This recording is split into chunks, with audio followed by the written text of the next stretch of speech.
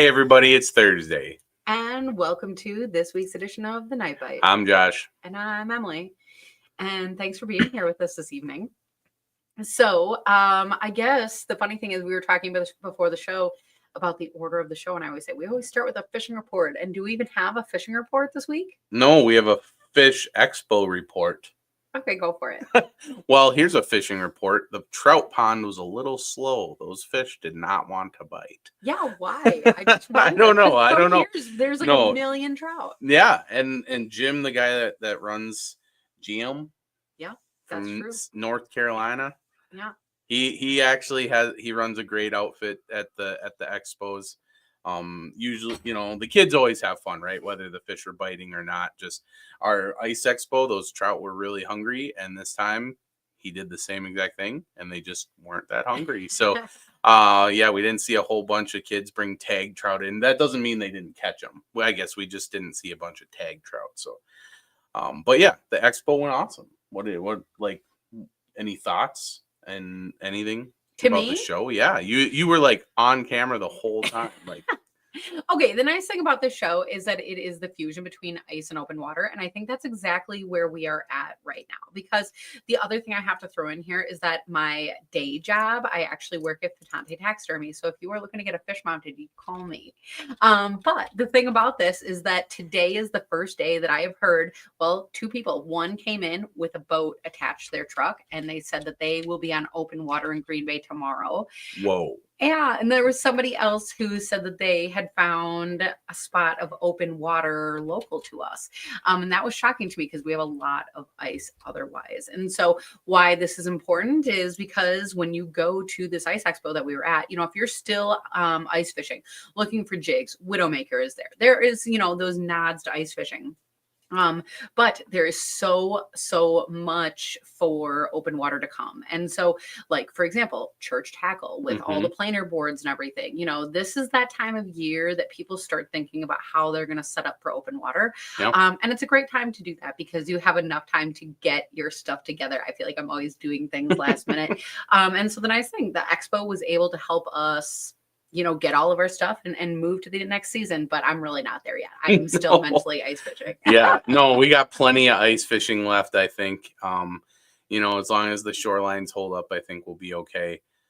Looks like at least for us, we have this pretty significant warm up, but by Tuesday next week, we're back into the mid to low 30s again. So still above freezing, but the nighttime temps are going to be in the 20s. So I think we'll be okay for a while, at least, around local here. So, yeah, I'm excited for that.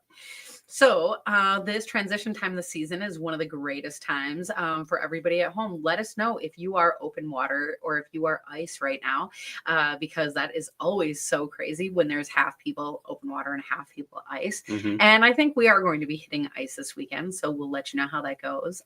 But for now, we are going to continue the conversation about ice season, right? So Josh is over here scrolling. I don't even know what, but he should be bringing our guest in. Oh, I'm sorry. Mr. Zach. How you doing? Pretty good. How are you guys doing? Pretty good. Just checking out some things for the show. But well, thank you guys for having me on tonight. It's an honor. Yeah. Thanks so much for being here. So I feel like we run into you. Gosh, I was going to say all the time. That's not even true, actually. But once in a while, and always like in a really random place. So we know you a little bit. But for the people at home, can you introduce yourself? Tell us a little bit about yourself. Yeah, my name's Zach Humphries. I'm just an avid fisherman. I love to fish. I got 3 kids, 3 beautiful kids here. I'm in central Wisconsin, which for me, for fishing, is one of my favorite places. It seems like we get first ice really quick, and I love that. But yeah, otherwise I make hardwood flooring for a living and love to fish. Yeah. And so how has your ice season gone, I guess, and do you still have ice where you're at? Oh, we have plenty of ice where we're at. It's getting a little soft on top, starting to get a little honeycomb, but from last weekend it was really good. We had like 20 to 22 inches of ice. So we still have really good ice. So we got weeks of ice fishing still available. I'm kind of getting excited to hit the rivers and the open water too, but I got 1 or 2 more weekends hopefully of ice fishing and then time to switch her over. But Otherwise, yeah, ice fishing season's been great. Been going to a lot of different places, a couple different events, and it's been a pretty good season. The ice has been wonderful this year from beginning to end. It's been pretty good, but Mhm. going to start getting sketchy with the warmer temps, and got to be careful. But otherwise, we're still golden on the ice fishing. Yeah, that's for sure. I feel like when we are moving into these spring temperatures and fish really start moving around, and this is the time of year where we start talking about how we cover ice because some people, they find fish by hole hopping, and that's great. Do that. Maybe still do that even after what we talked about tonight. But you have a few other ways that you cover the ice. And I guess I don't know if that's all ice season or just coming up into this, warmer weather. So tell us a little bit more.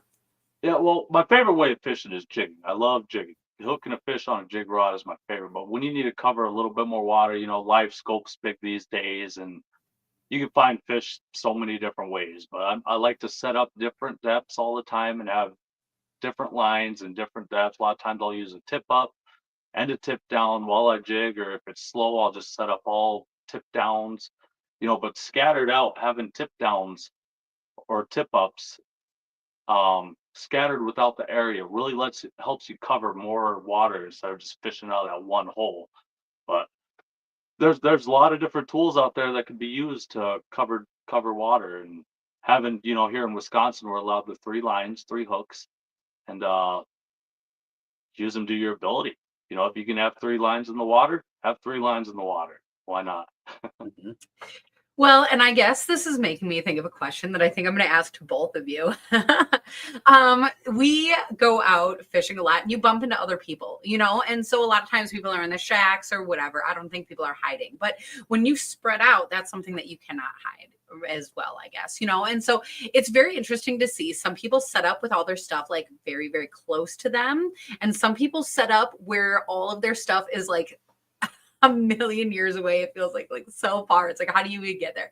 So I guess how close is too close in relation to the gear that you're spreading out, and how far is too far? What do you do for setting up?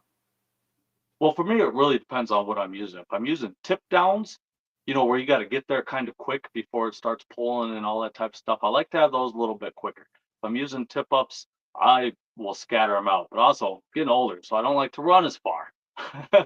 So tip downs, I kind of have a little bit more bunched up. But if I'm jigging and hole hopping around, I'll have a tip down kind of in my vicinity, and I'll have a tip up or some kind of set line where they can free spool line and all that, and I don't have to worry about having to be there right then and there. I'll have those ones set up a little bit further out, but otherwise, within a distance of getting there in time of getting the hook set and making it worth it. It's pretty much the distance I like. Just not too close, but depends what I'm using. Depends on the day. I mean, Mhm. if I'm jigging and running around, I'm just jigging and running around. I'm not really paying attention to the other stuff. If the fish bite is hot, everything's pretty close to where it's at. If I feel I got to scatter out more, I'll scatter out more. Do a little exploring, but having those 3 lines can really help figure out what depth. If you're on a you know on a what you call it, different depths of water, anyways, weed line Yeah, the rocks and stuff like that. like Having a different contour or lines whatever. set up, kind of transition points. You Hmm. can figure out what depth those fish are by what line is biting. Yeah, I Depends. think I think Emily's question is like a multivariable question, right? So I think you brought up a few good points with, being able to get there on time, setting up on different types of structure, whether that's a contour or a transition from hard bottom to soft bottom. All those things can play into that. I think one important thing that we should mention is that there is a maximum allowable distance set in regulations, and first off, that's your outer limit for your boundaries, or it should be. 100. Yeah, 100. uh yeah, I think it's something like that. I guess I don't really know because I don't I really know put there is a my stuff. regulation on it.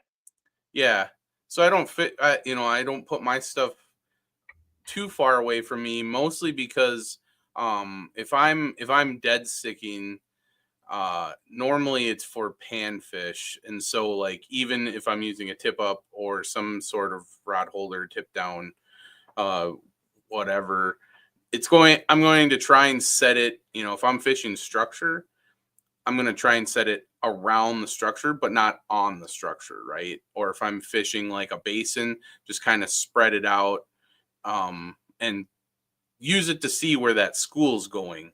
And that's like you said, we have an advantage here in Wisconsin. We can have 3 lines, and I really, if it's cold out, I even put a tip up out with like a bigger bait on it for a pike or something, just because you might as well not waste that 3rd line if you have to sit in your shack anyway.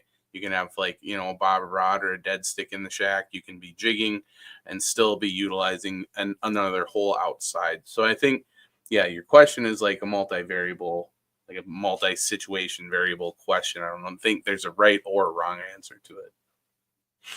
I always also think about what I'm fishing for, because I feel like crappies are so, well, they call them paper mouths. They're so delicate and they're finicky, and I feel like they are prone to getting off the hook. Maybe that's just me.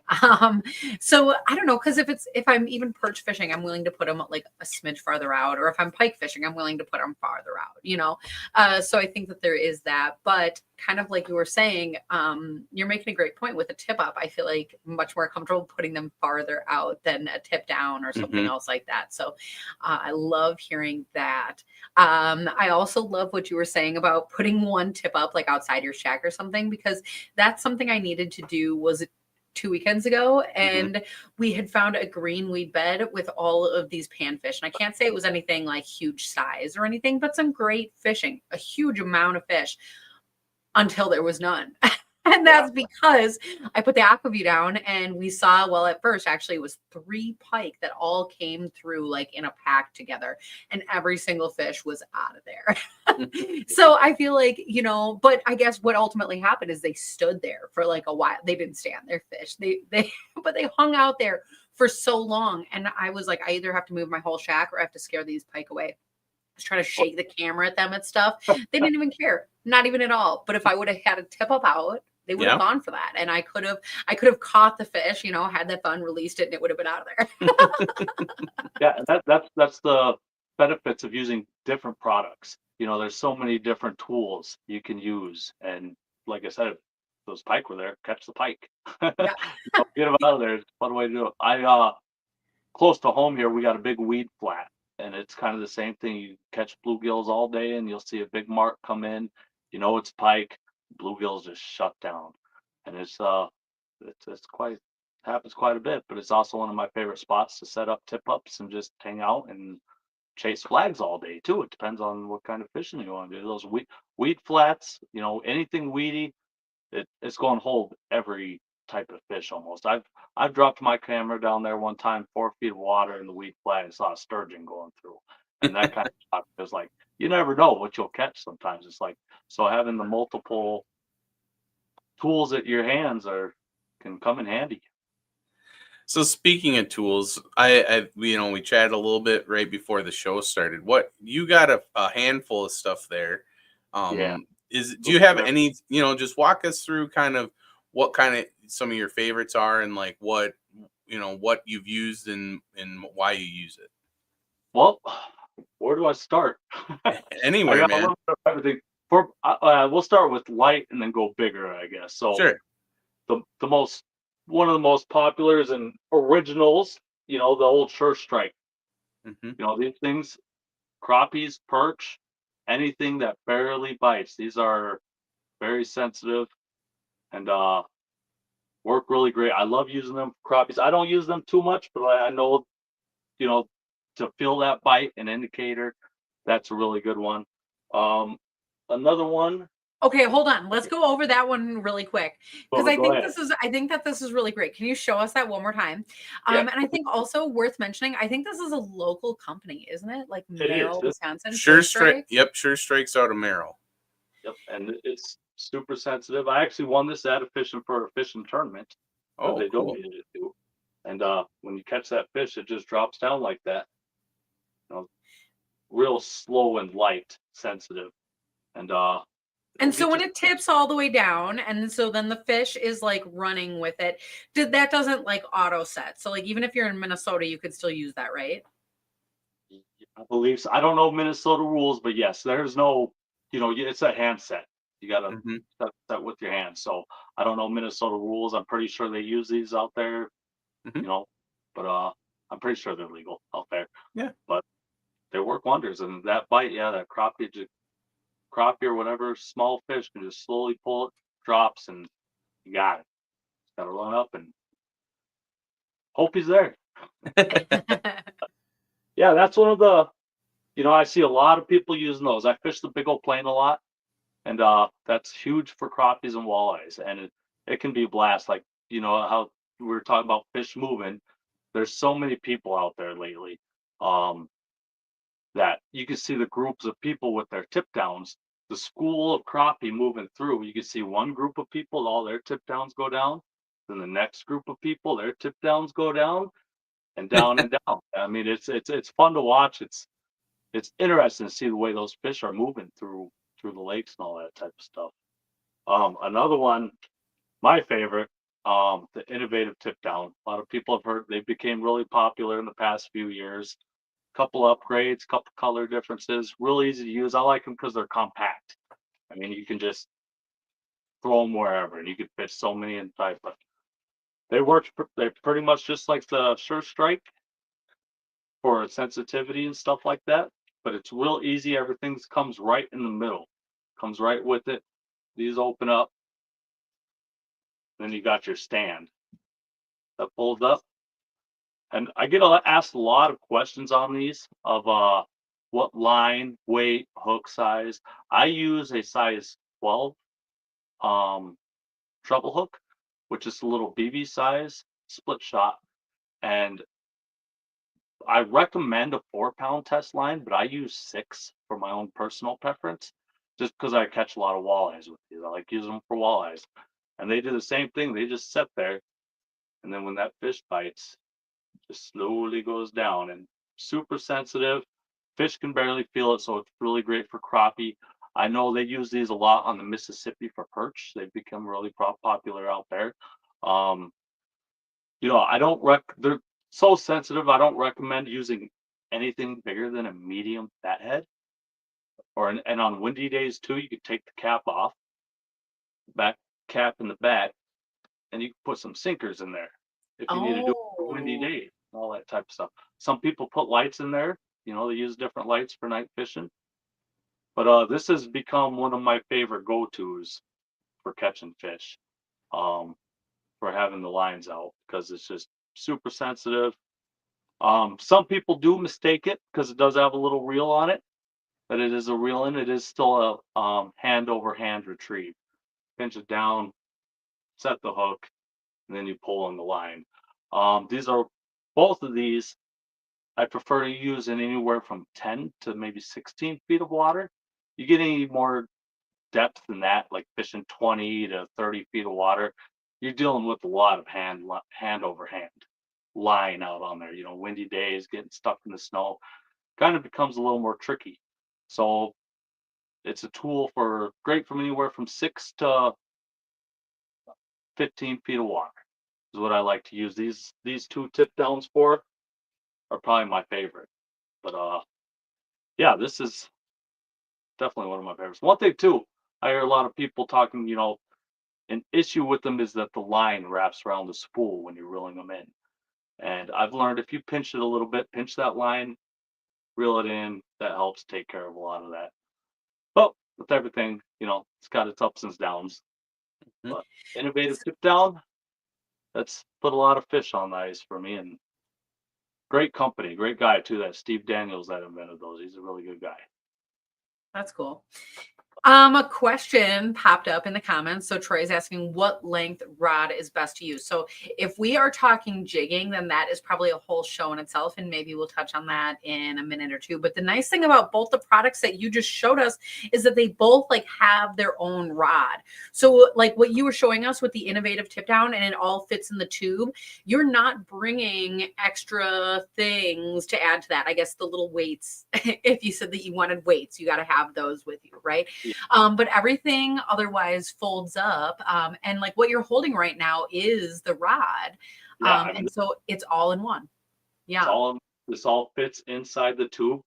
Even got a nice little I don't know if you see it on the camera there, but measuring tape on the side of it. And yeah, it even got extension up, down when you pack it away. This just comes off, you put the rod back in, done, and then go. And it's durable, like can't break it. So Well, and people always talk about like with tip ups, how many can you fit in a bucket? And it's like I look at those and I'm like, you would not even notice that was in your sled. You would not even need an extra bucket. yeah, I have a little gander outdoor bag or something like that, and I think I got like 7 or 8 of them in there, and it's they're really easy to pack along, and that's the lakes I like to go to. I like to get into those lakes. You got to kind of hike into a little bit away from people. The less bulky, the better. The lighter I can go, especially early ice. I don't want to be bringing big bulky stuff in a small sled and trying to pack all that around. So the more compact I can get, the better. And that the innovative tip down does really good on just being able to put them wherever. You can fit a lot of those in a bucket. Yeah. Yeah. I think when we're talking about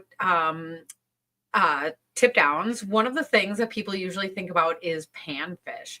And so the thing though that I like that you said is that you use it even to target walleyes. So is this something that you can use for these bigger fish? You can. I don't recommend like pike. You don't want to target pike, but pike are they'll bite you a little waxy. Sometimes you just can't avoid it. But for targeting fish, I'm a walleye guy, so I like my walleyes. But crappies and perch, the Sure Strike and Innovative Tip Down are great for those. I want to use them, with the big shiner. Like I said, a shiner is strong enough to pull that down. So it'll make it a little tricky. That's why I say I use just medium fat heads. If you use a big, large fat head, they'll even start to pull it down a little bit. So it really depends on the weight you use and all that. But crappies and perch, they are very deadly for walleyes. Like I said, I fished the big old plain. It is an amazing walleye fishery and crappie fishery. It's just a great fishery all around. And they've become really popular out there past few years, and they put a lot of fish on the ice. But I also Nice. like to use a lot of different stuff for it depends on the depth. Like I said, depth of stuff and the way they're biting that day. And like you said, that sometimes if it's really cold, I don't want something that has an open hole. I'm going to use more of a tip up or something with hole covers, which you can use with these too. You can buy those foam hole covers and works great. But yeah, it all depends. With fishing, there's so many variables. You just gotta but the more tools you have, the better advantage you can use to catch them. Hmm. I think you're making a really great point, though, about all the different ways that people try to keep the holes open, because that is my biggest barrier, honestly, to setting up more.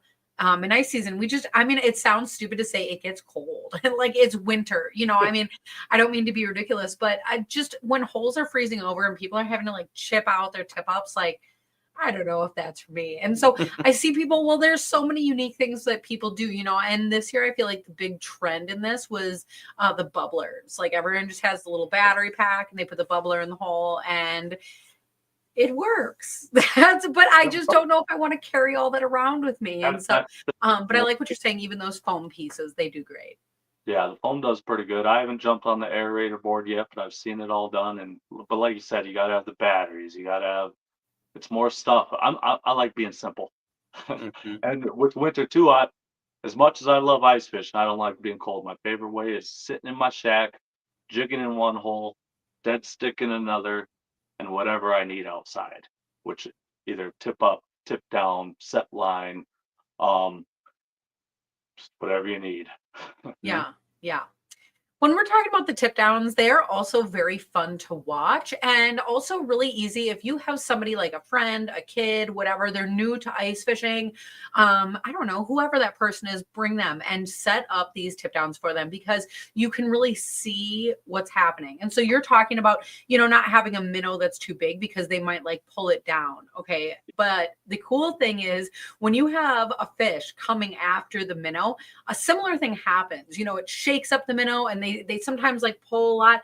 And so you can see that tip down, like really sometimes depending on how active the fish are, sometimes the tip down moves around a lot, and that's really exciting. And the nice thing is that you don't have to really do anything until it drops all the way. And so it's a very clear indication of like when to set the hook, when to address that line, and like when to try to go and get that fish.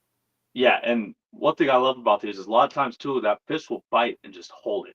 A lot of times it'll just stay right there for a little bit, and I will not touch it until that thing starts going all the way down. That's I'm when I terrible at stop that. it. Because I've had it, you'll get those bites and sometimes just pull it all the way down, but they'll sit there and hold it. But once I know it's got it, it'll start just slowly going all the way down. Once it gets about there, that's where I grab and do my hook set, and usually works pretty good. But yeah, patience is key. But yeah, visual, you can see when those fish move in, the school crappie move in, even little perch come up and look at the minnow. That thing just starts twitching a little bit, and that's sensitivity. You got different sensitivity on different tip ups and tip downs, and um, for sensitivity, this one's my favorite, the innovative tip down, for sure. But it's not the only one I use. I use a lot of different things. This year I tried the finicky fooler, and I've done very well on that. That I was quite surprised on. Um, and that I like for deeper water. I like those for bigger fish. I can use those for anything, crappie, walleye, pike, whatever you want to go for. And the finicky fooler, I found one I like about them too is they're also very compact. They're a little square, but they're flat. You can fit a lot of these in a bucket too. But one thing I've paired it with is a Neptune ice rod, and I got a little. I don't know if you can see that. Just a regular jig Yeah. and minnow. That's my favorite thing. Just a pink jig and a minnow. Huh. This has been deadly for me this year for walleyes, crappies, and the occasional pike that sneaks through, and been working pretty good. This is my first year with it, and no complaints so far. So been doing pretty good. I like And the trying. Neptune rod and how it fits in there, because there is the bend and the handle. And so normally that's like for ergonomic, for fishing, for, control and comfort. But that still fits in there pretty okay. Yes, it does. I've had. I don't know if we can do this here. Yep, fits in there like Oh, that. dang, like it was made for it, actually. Oh, oh. That's why I paired them up. I got these first, and then I was like, that would be perfect in something like this.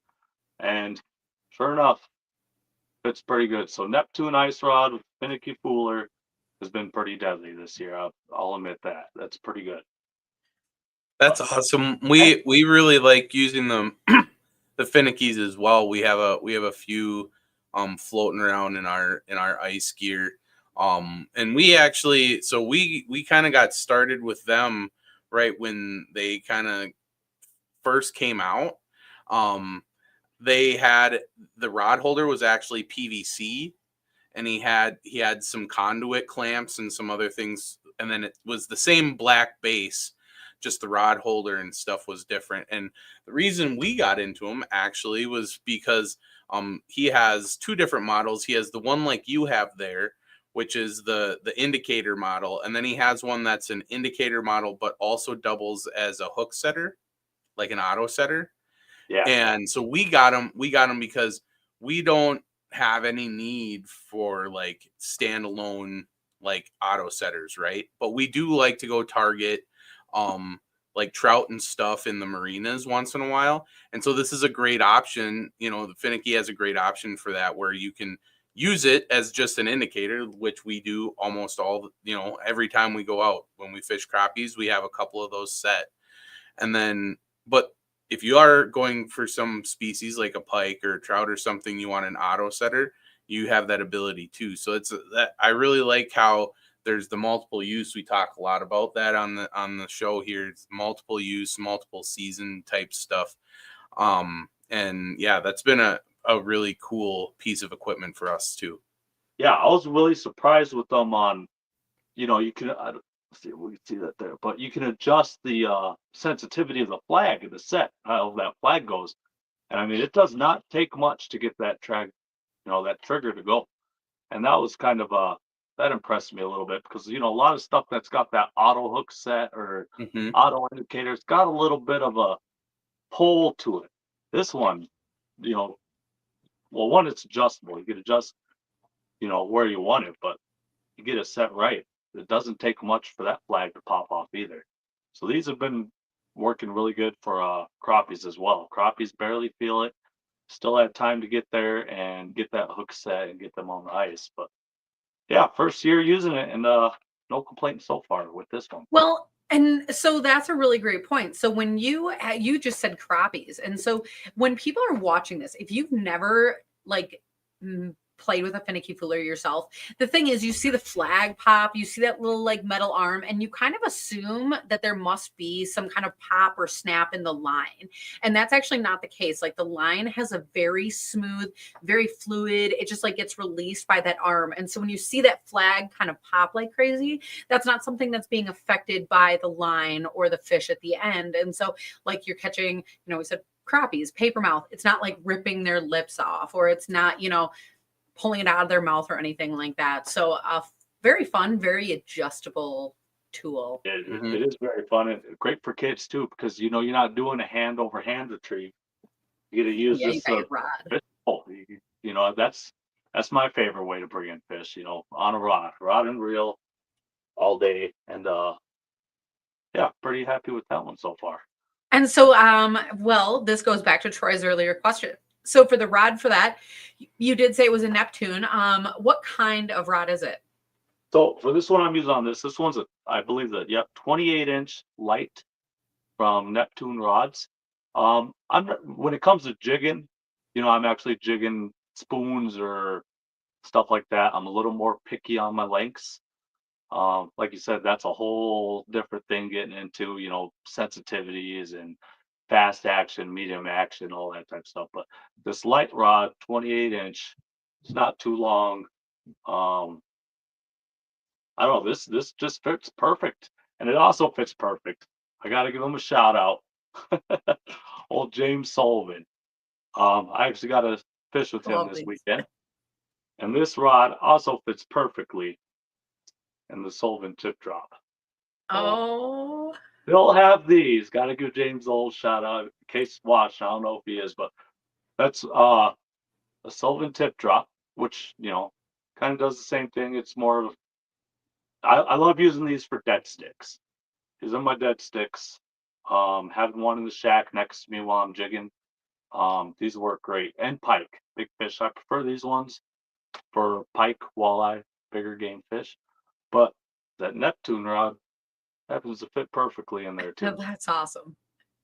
So, but James is a good guy. I love that. Well, guy. the great thing about James and his company with the Sullivan tip drops is that the version you have is kind of like the standalone unit and kind of his like bread and butter, what he started his company with.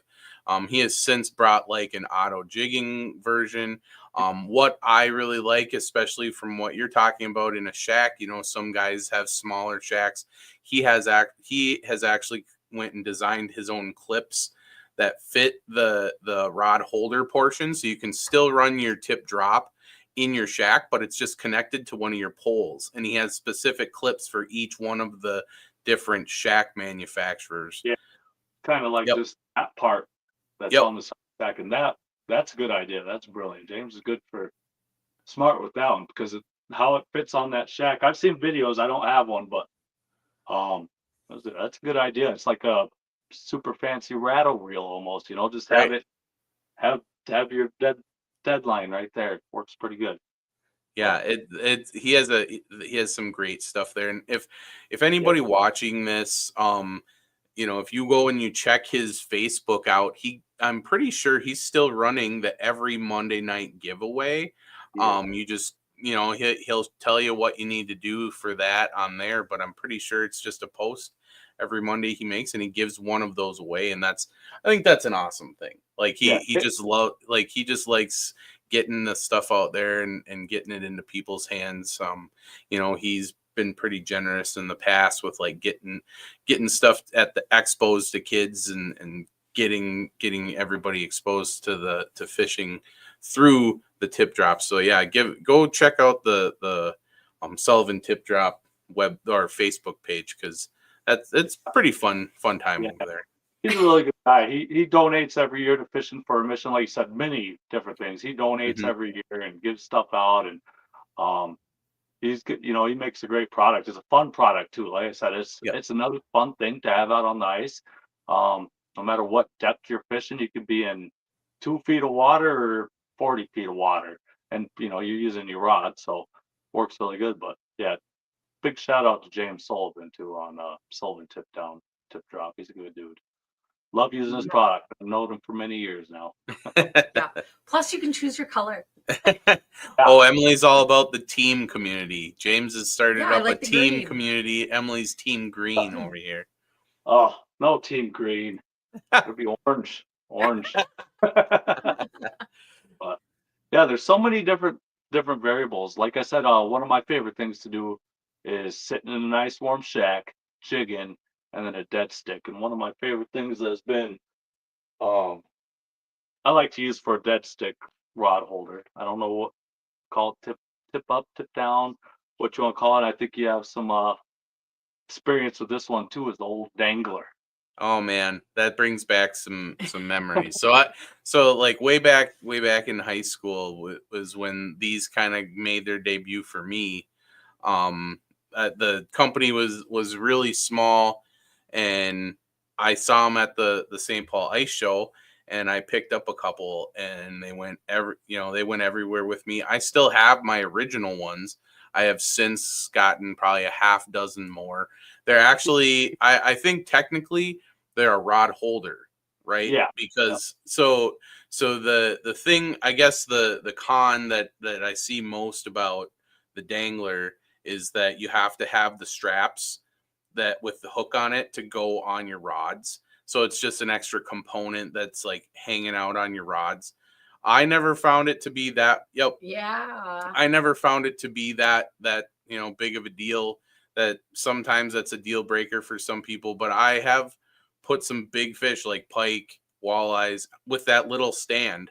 But also like crappies. With it, yeah, and also crappies. Like I've caught shiners on it, like out of Red Lake. Like I've caught all kinds of stuff on that little rod holder, and they're so small and they're so compact. Like if you are like you were talking about before, like if you're going to a place where you need to minimize your stuff, like danglers are definitely the way to go. Yeah, and I actually think you gave me this one a few years ago. But yeah, my favorite thing, like you said, some people like that part, some people don't. My favorite thing is just how easy it is. I don't know if you can all see that. When that fish bites, when fish come up to this one, you see your minnow start twitching a lot. Big indicator that you're about to get hit. But grabbing that rod and just lifting up, and this goes out of the way, has been just makes that hook set. You don't have to work that rod out of anything like any hole or holder. It's just lift it up, set that hook, and that's why it's my favorite one to have next to me in the shack while I'm jigging, because I can just reach over and bam. When that fish bites, you just reach over and you don't have to mess with anything else. It's just super and simple. I really like the design of it because you can kind of tuck the bottom of the base out underneath your shack, I don't know, arms, the skirt, and you can really get that up against the wall of your shack, so it maximizes your room in the shack. And like you said, then you just reach over and set the hook on it. That hook that that hook that you showed that you have on yours, there's a second piece on the back of it. So the front hook is where you hook the rod, but the back piece, that's actually a weighted flag system that the dangler company has as an indicator. So it has a little clip that you just clip your line into, and when the fish pulls the line out of the clip, the weight drops and the flag goes up. And so that's also a really cool little feature with that. I used that quite a bit for a while, until I started moving some of my equipment into a different realm of fishing that fit my style a little bit better.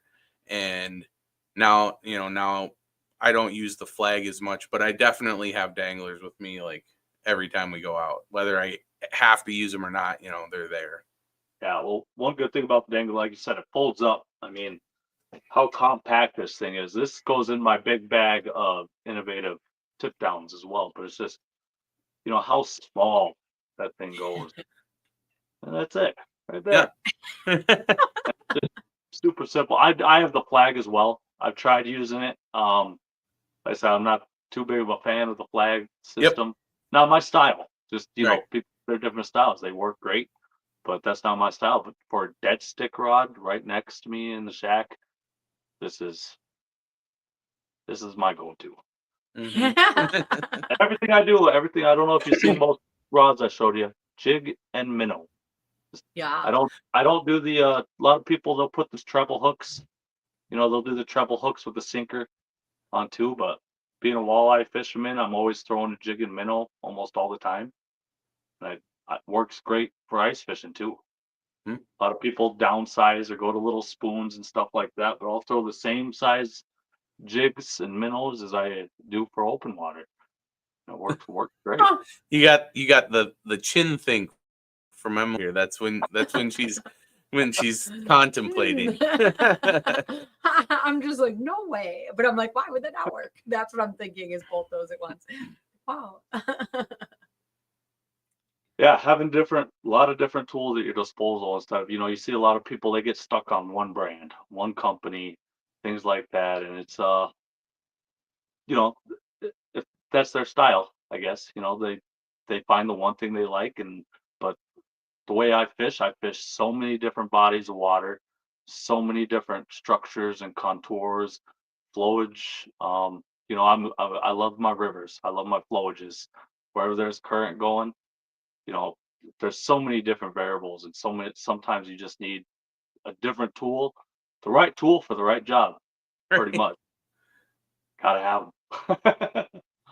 That is true. That is actually really awesome. And you talked about a huge range tonight. And the funny thing is there's even still oddly more that we almost haven't touched on. So there's like 50 million kinds of tip ups out there. Yeah. But I feel like people are a little bit familiar with that. And I do love, the concept of having the flag, everyone, I don't know, that's fun. Sometimes people are like so concerned about like having their space on the ice, but I think sometimes tip ups bring people together when they can all like yell for a Oh flag yeah, and stuff. Hmm. yeah, So that's and pretty that's fun. yeah, Yeah, that's go one ahead. thing. Fishing for a mission this weekend. I mean, it was packed out there. You're trying to find a spot, put your holes, and I think I had a couple of my lines within 8 feet, 5 to 8 feet of each other. And but yeah, just hearing everybody yell either tip up or tip down, or like you said, flag. It's like it's fun. It makes it fun to be able to see that in action. Whatever you're using. But tip ups, I use those. I don't have any in here with me right now, but I got the old orange Fravel Hmm. plastic ones. I like beaver dams, but you got to have the whole. I fish a lot, when it's really cold. Yeah. So having to keep those holes from freezing. If I have a beaver dam, I usually use a full cover and all that type of stuff. But yeah, so many Hmm. different options. That is true. And I think that you had one other option that you wanted to touch on. Well, so I guess it kind of, I don't know. It's kind of a mix. So I feel like it's worth mentioning if you're using something like the finicky fooler or yet another rod holder sitting there. I mentioned finicky fooler because that's what I use. But if you're using a static rod holder, right, something that doesn't move when the fish bites, you need a rod that'll move with the fish. And I think that something that I've really come to enjoy is something called a snare rod. I know that the proprietor of this is JT Outdoor Products. They kind of came out with the first set of snare rods. Since then, there's been some other companies that have made their own versions, but essentially a snare rod is a rod that has a lot of bend to it, so it has plenty of power for multi-species fish, but it lets the fish pull the rod down until the backbone engages, and when the backbone engages, the fish already has tension throughout that whole rod bend, but it's not enough to like make it think that it's caught or something. Once it hits that resistance though, because you use it with a bait feeder reel. And so once it hits that backbone and that bait feeder like kind of starts to engage, then that fish kind of like has an instinct to like take off because it's getting pulled backwards, and so it wants to take off, and that's where the snare part comes in. So it doesn't actually set the hook itself, but the fish sets the hook on itself, if that makes any sense, just through tension. So then you just walk over and you start reeling, and it's a really cool way to fish. It has a really high uh indicator because you have a pretty long rod. It's like 35 inches, and it's sticking way up in the air, and then it's like curves way down. It has a big orange spring bobber indicator on the top, and so you set it in a static rod holder with that bait feeder, and it's almost like a tip down, but it's more or less like like an out of water bobber, I guess is what I would think it's like, it's going down, just like a bobber would sink, the tip sinks, and then once that bait feeder gets there, it gives you time to get there and, reel the fish in. I would say go to JT and look for a video because that would really explain a whole lot more. It's just like a plain old fishing rod, and you just put it in a rod holder, and it's very long. It's very wiggly. Like if you find one in a store or at an expo, for real, like this is my spoon for my tea, but if you were to shake this rod and it wiggles all around like a noodle, like it is really ridiculous. And that is that snare action like Josh is talking about. So there is even kind of a spring bobber on the end of it with a giant indicator. So as far as spreading out, you still can a little bit and see it and all of that stuff. But the fun thing, Zach, this comes right back to what you were talking about, is there is options and options and options. And so whether that's being defined by how or where you're fishing, or what you're targeting, or whatever that is, you get to choose that every time you go out, and that's a cool thing. Yeah, a snare rod is definitely another. I've never used a snare rod, but I do know about them and I've seen them in action. I don't think they're really too big here in central Wisconsin area. I don't see a Not lot of yet. people too much, but I know Minnesota and Upper Michigan and stuff, they're pretty popular. Mm-hmm. And yeah, I mean it's a great concept and great idea. I'm sure it's something you don't want too far away from you, like a tip up or anything like that. You want to be able to get close to it, but it looks like a really fun way to fish because I've seen the videos of on JT where you just see that, especially the walleyes. I mean, the way that Mm-hmm. rod bends over, and then the hook set videos. The hook Yeah. sets are awesome from snare rod fishing. It's another great way, fun way to fish. Just so many preferences. However you choose to fish and whatever your style is, you can almost guarantee to find it some way or somehow from some company. And if Yeah. not, Yeah, that's true. it'll be invented next year. Yeah. Always good Well, stuff out. yeah, and it sounds like you're going to be on the ice for another weekend or two or so. And then after that, did I hear that you're jumping in the kayak? I'm hoping to get in the kayak. I'm ready for the walleye run. I'm ready for to hit the rivers. Like I fish the Wisconsin River. That's kind of my baby. I love the Wisconsin River, and it's one of those places you never know what you're going to hook into. But the walleye run is my favorite time of year. Once that ice leaves, and usually fishing for a mission is my last. That's kind of like the end of the year party type of thing. But we got a little more ice this year, Mm-hmm. so I think me and a good buddy might go north Saturday and see if we can find some nice crappies and get out a couple more times. But yeah, otherwise I'm ready to get in the kayak and have some fun and get some warm weather. I mean, it has been an amazing ice fishing season. You know, the ice seemed to come a little bit later because here in central Wisconsin, like I said, once it gets cold, the lakes freeze up quick, and you could get out on some Wisconsin River backwaters or anything like that, and pretty early. But um, otherwise, yeah, the ice has been great. Fishing's been great. It's been a great year, and hope there's many more to come. Yeah. I couldn't have said it better myself. Honestly, that's exactly true. And hopefully we bump into you on the ice one of these Oh, days. We always say we're going to. me and my neighbor built that big shack, and I've only used it once. That's not my style of fishing. The big permanent shacks. You know, I like to be outside, Yeah. warm outside. The portable, I guess, is better terms. But that was a whole different style of fishing for me. Spending a weekend in a permanent shack. But you guys ever want to come out?